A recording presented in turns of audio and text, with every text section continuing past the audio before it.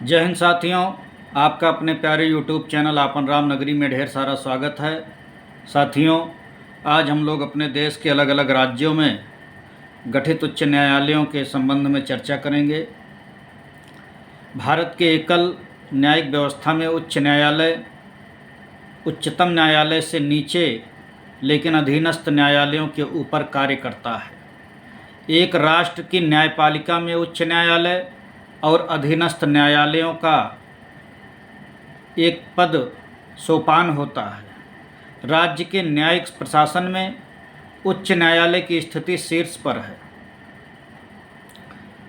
भारत में उच्च न्यायालय संस्था का सर्वप्रथम गठन 1862 में तब हुआ जब कलकत्ता, बम्बई और मद्रास उच्च न्यायालयों की स्थापना हुई।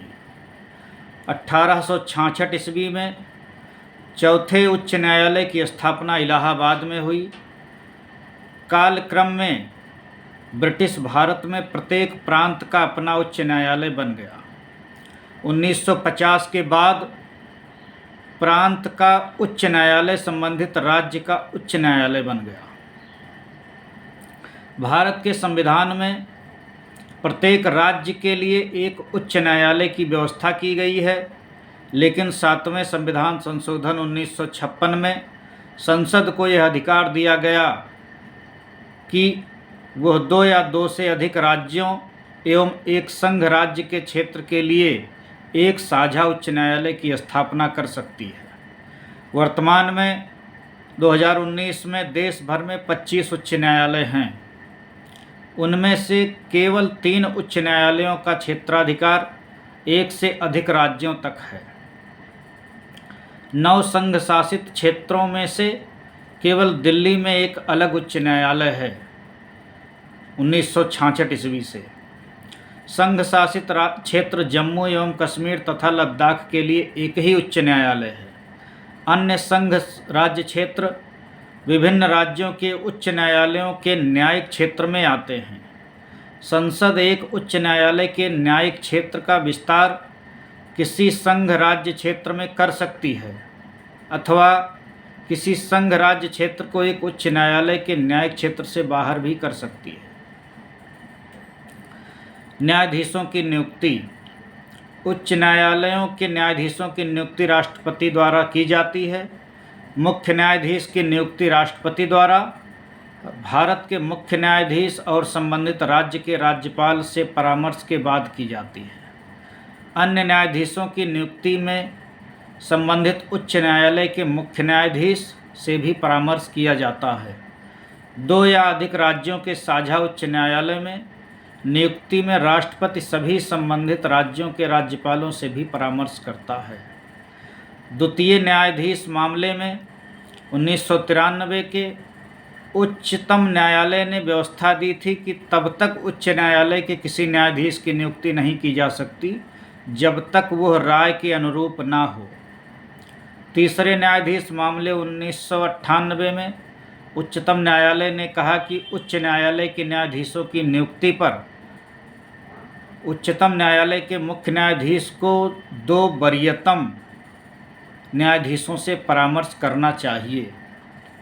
इस प्रकार अकेले भारत के मुख्य न्यायाधीश की राय से परामर्श प्रक्रिया पूरी नहीं होगी, बल्कि 2 मुख्य न्यायाधीश को व 2 सीनियर वरिष्ठ न्यायाधीशों के परामर्श से तय किया जाना चाहिए।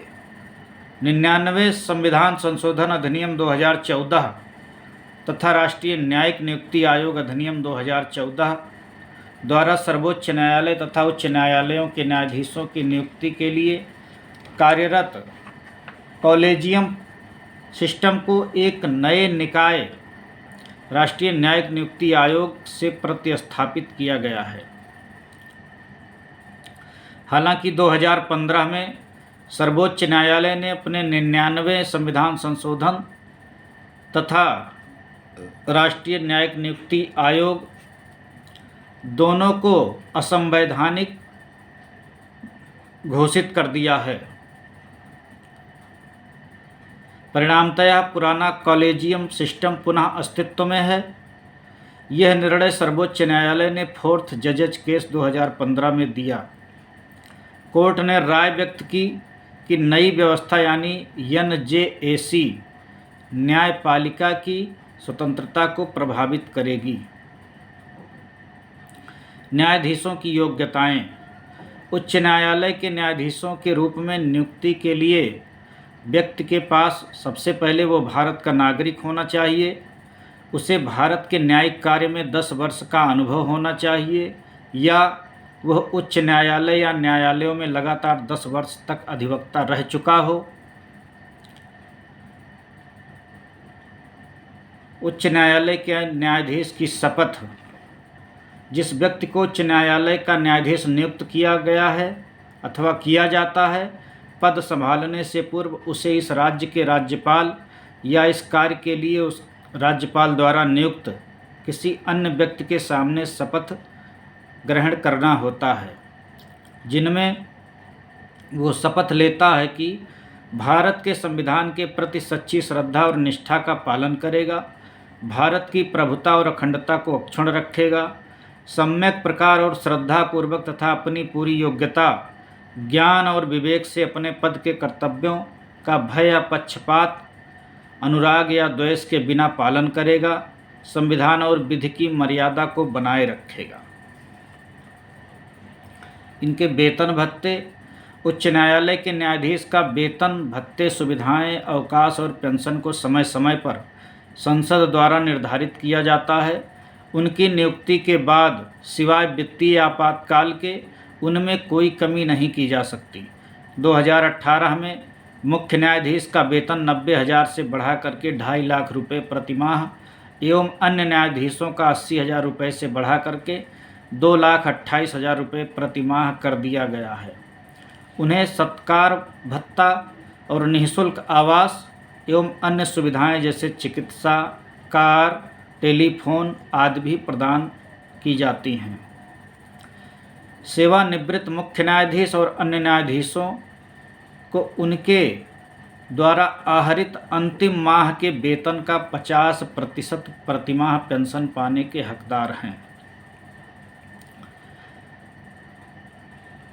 कार्यकाल एवं निष्कासन व स्थानांतरण के संबंध में संविधान में उच्च न्यायालय के न्यायाधीशों का कार्यकाल निर्धारित किया गया है।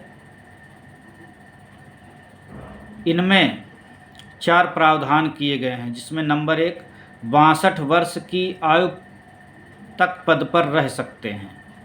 उनकी आयु के संबंध में किसी भी प्रकार का प्रश्न का निर्णय राष्ट्रपति भारत के मुख्य न्यायाधीश से परामर्श करके करता है। इस संबंध में राष्ट्रपति का निर्णय अंतिम होता है। नंबर 2, वह राष्ट्रपति को त्यागपत्र भेज सकता है। नंबर 3, संसद की सिफारिश से राष्ट्रपति उसे पद से हटा सकता है।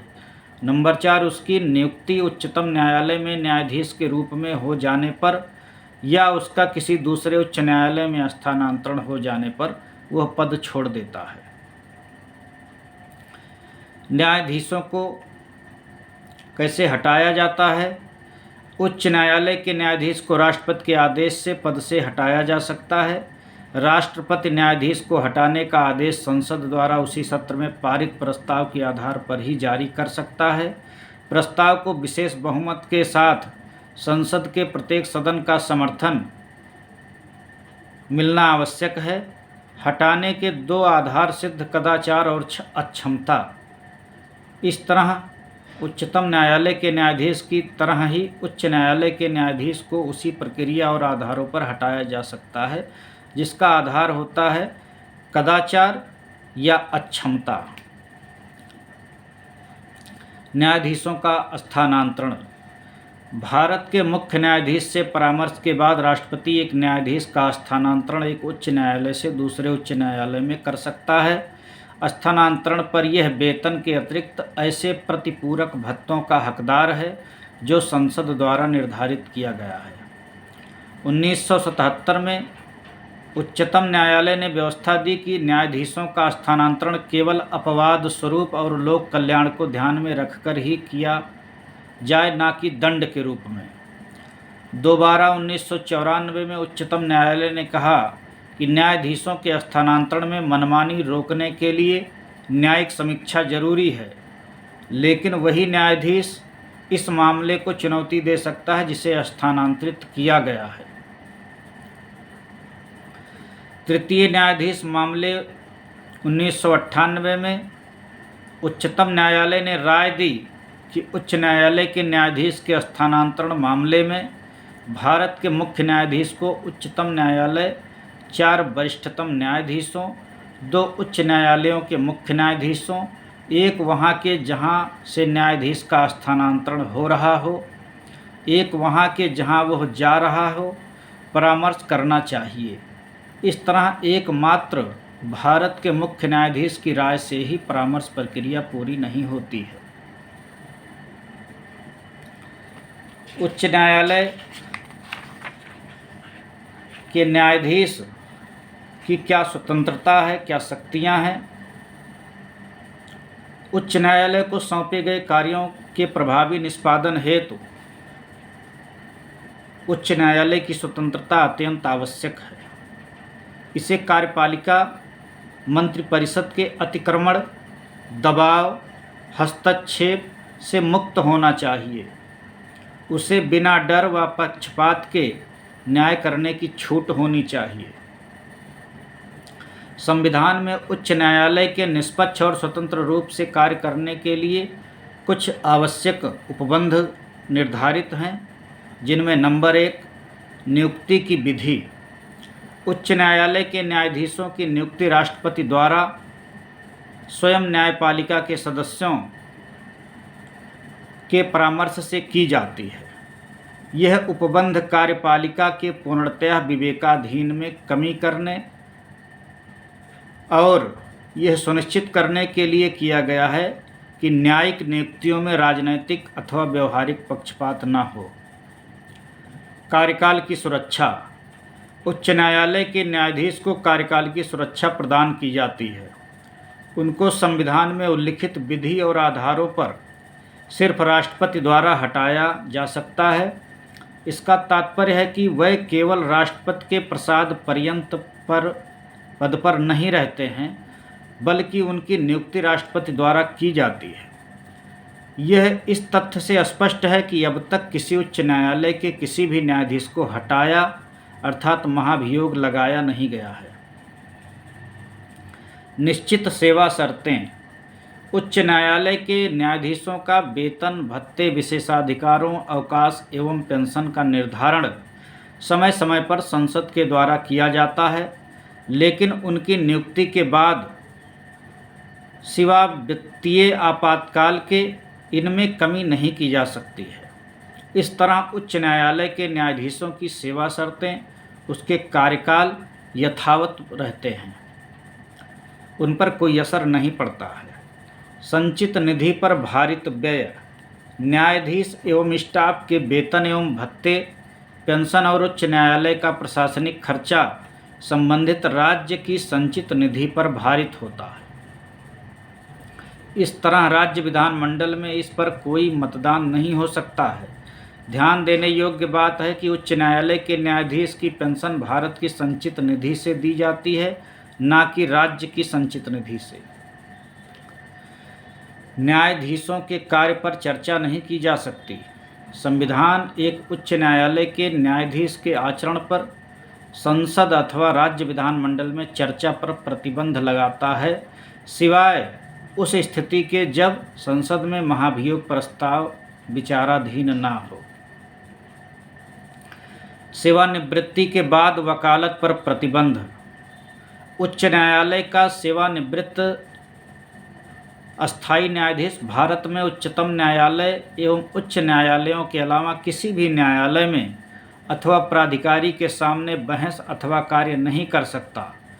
इससे यह सुनिश्चित होता है कि वह भविष्य में किसी लाभ की आशा से किसी के साथ पक्षपात ना करें। अपनी अवमानना के लिए दंड देने की शक्ति। उच्च न्यायालय किसी भी व्यक्ति को अपनी अवमानना के लिए दंड दे सकता है। इस प्रकार कोई भी इसके कार्यों और निर्णयों की आलोचना या विरोध नहीं कर सकता। यह शक्ति उच्च न्यायालय के प्राधिकार, गरिमा और उसके सम्मान को बनाए रखने के लिए की गई है। अपने कर्मचारियों की नियुक्ति की स्वतंत्रता। उच्च न्यायालय का मुख्य न्यायाधीश अपने अधिकारियों एवं कर्मचारियों की उच्च न्यायालय में बिना कार्यपालिका के हस्तक्षेप की नियुक्ति कर सकता है। वह उनकी सेवा शर्तें भी तय कर सकता है। इसके न्यायिक क्षेत्र में कटौती नहीं की जा सकती। उच्च न्यायालय के संविधान में उल्लिखित न्यायिक क्षेत्र और न्यायिक शक्तियों को ना तो संसद द्वारा ना ही राज्य के विधानमंडल द्वारा कम किया जा सकता है, लेकिन अन्य मामलों में इसके न्यायिक क्षेत्र एवं शक्ति को संसद एवं विधानमंडल द्वारा परिवर्तित किया जा सकता है। कार्यपालिका से पृथक्करण। संविधान राज्यों को निर्देशित करता है कि लोक सेवाओं में न्यायपालिका को कार्यपालिका से अलग रखने के लिए कदम उठाए जाएं। इसका अर्थ है कि कार्यपालिका प्राधिकारियों को न्यायिक शक्तियां नहीं रखनी चाहिए। इसके परिणामस्वरूप इसके क्रियान्वयन पर न्यायिक प्रशासन में कार्यपालिका एवं प्राधिकारियों की भूमिका समाप्त हो गई। पर्यवेक्षणीय क्षेत्राधिकार। उच्च न्यायालय को इस बात का अधिकार है कि वह अपने क्षेत्राधिकार के क्षेत्र के सभी न्यायालयों एवं सहायक न्यायालयों के क्रियाकलापों पर नज़र रखे, सिवाय सैन्य न्यायालयों एवं अभिकरणों के। पर्यवेक्षण के मामले में उच्च न्यायालय की शक्तियां बहुत व्यापक हैं, क्योंकि वह सभी न्यायालयों एवं सहायकों पर विस्तारित होता है, चाहे वह उच्च न्यायालय में अपील के क्षेत्राधिकार में हो या ना हो। अधीनस्थ न्यायालयों पर नियंत्रण। अधीनस्थ न्यायालयों पर एक उच्च न्यायालय के अपीलीय न्यायिक क्षेत्र एवं पर्यवेक्षणीय अधिकारों, जिनका ऊपर उल्लेख किया गया है, के अलावा प्रशासनिक नियंत्रण और अन्य शक्तियां रहती हैं, जैसे जिला न्यायाधीशों की नियुक्ति, तैनाती और पदोन्नति एवं राज्य न्यायिक सेवा में नियुक्ति में राज्यपाल इससे परामर्श लेता है। वह राज्य की न्यायिक सेवा, जिला न्यायाधीशों के अलावा के तैनाती, स्थानांतरण, सदस्यों के अनुशासन, अवकाश, स्वीकृति, पदोन्नति आदि मामलों को भी देखता है। यह अधीनस्थ न्यायालय में लंबित किसी मामले को वापस ले सकता है यदि उसमें महत्वपूर्ण कानूनी प्रश्न शामिल हो और संविधान की व्याख्या की आवश्यकता हो। यह या तो इस मामले को निपटा सकता है या अपने निर्णय के साथ मामले को संबंधित न्यायालय को लौटा सकता है। जैसे उच्चतम न्यायालय द्वारा घोषित कानून को मानने के लिए भारत के सभी न्यायालय बाध्य होते हैं, उसी प्रकार इसके कानून को उन सभी अधीनस्थ न्यायालयों को मानने की बाध्यता होती है जो उसके न्यायिक क्षेत्र के अंतर्गत आते हैं। अभिलेख न्यायालय। अभिलेख न्यायालय के रूप में उच्च न्यायालय के पास दो शक्तियां हैं। नंबर 1, उच्च न्यायालय के फैसले, कार्यवाही और कार्य शाश्वत स्मृति और परिसाक्ष्य के लिए रखे जाते हैं।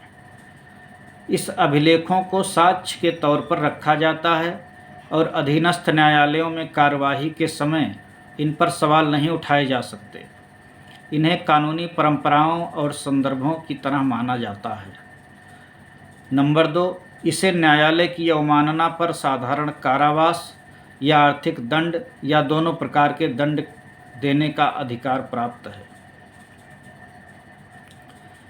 न्यायिक शक्ति, न्यायिक पुनर्विलोकन की शक्ति।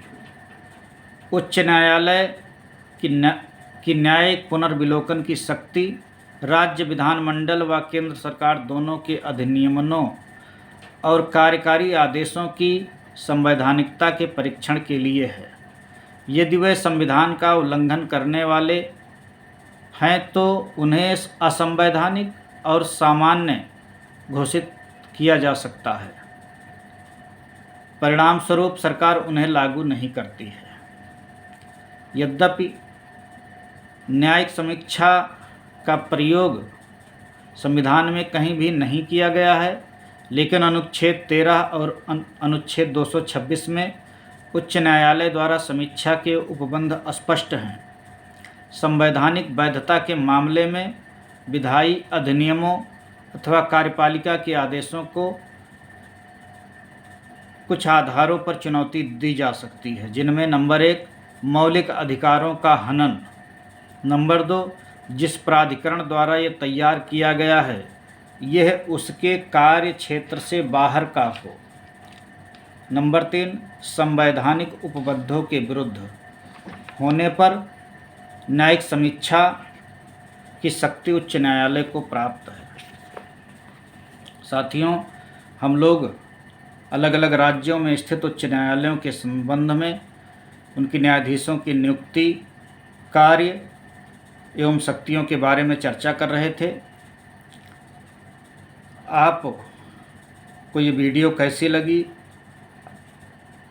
अपनी जानकारी, अपना अनुभव कमेंट बॉक्स में साझा करिएगा। यदि आप चैनल पर नए हैं तो कृपया करके सब्सक्राइब कर लीजिएगा। वीडियो अच्छी लगी हो तो लाइक करिएगा, कमेंट करिएगा, शेयर करिएगा। बहुत बहुत धन्यवाद।